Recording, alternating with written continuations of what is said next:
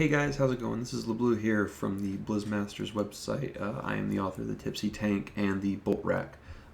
This is going to be my first venture into doing videos to supplement my articles, as well as hopefully the start of some more YouTube content as I begin to expand as a creator, hopefully. So this first one is going to be a little bit short, just kind of highlighting a few of the glyphs that I was talking about in my article that you've hopefully read by now. So the first one here I'm going to really highlight is the Glyph of Enduring Healing Spheres, which increases the duration of your healing spheres by 3 minutes. Normally they last about 30 seconds before exploding. This is a change by Blizzard a while ago. What ends up happening here, is as you'll see, is piles will start stocking up on the left or right side of me, and whenever my health dips down really low and I don't have an Expel Harm or something, I can just shuffle over left or right, and it'll pretty much bump me up from almost no health to full health pretty quickly.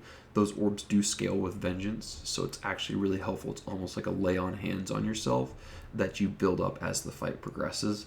And like I said, even in fights where you're running around all over the place, it just means that as you run around over the place, you can still keep picking them up as you go.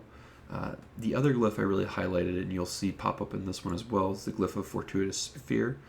And that's where you drop below 25% health and a healing sphere actually appears. It's going to be a bit bigger than your Gift of the Ox spheres, but it'll be there. Again, you can use it to heal yourself. It's pretty good for clutch situations, especially since when you're getting hit that hard, you're probably going to have a good bit of vengeance, so it's going to heal for quite a bit. Very useful for things like solo tanking Thok, or even just hard-hitting bosses or your healers are occupied. Next up, I'm going to show you some footage of our heroic Megara kill back from Throne of Thunder. And this one's highlighting the Glyph of Guard and the Glyph of Breath of Fire. Even though one of those I didn't say was too big of a glyph that you're going to switch in too often. But the Glyph of Guard, as you'll see here, it increases the amount of magic damage that it can take, and on Megara, primary damage that can kill a tank is the magic damage from the breath. So you want to mitigate this as much as possible. Our guard can't be up for everyone. It can be up for every other one. But what this does is it creates a greater buffer, ensures that the damage that it's absorbing is actually the magic damage, not the physical blows, which aren't that bad. The only head that really gets ever bad is the green head, because you keep it up for long and it just hits faster. It doesn't actually hit harder, whereas the breasts do begin to hit harder, and the whole purpose is to mitigate that as much as possible. Also, whatever the shield is left, especially in the early breaths or early parts of the fight, increases your self-healing at no extra cost to you.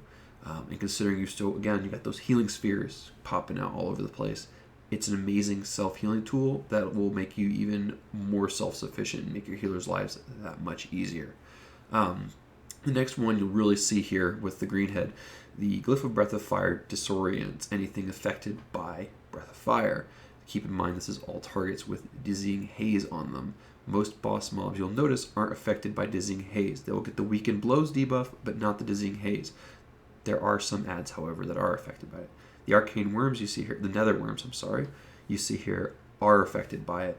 And if you use Breath of Fire with the Glyph, they'll become disoriented and cannot cast. This is absolutely vital in this kind of setup because it keeps them from casting and reduces the raid damage done by them by a significant margin.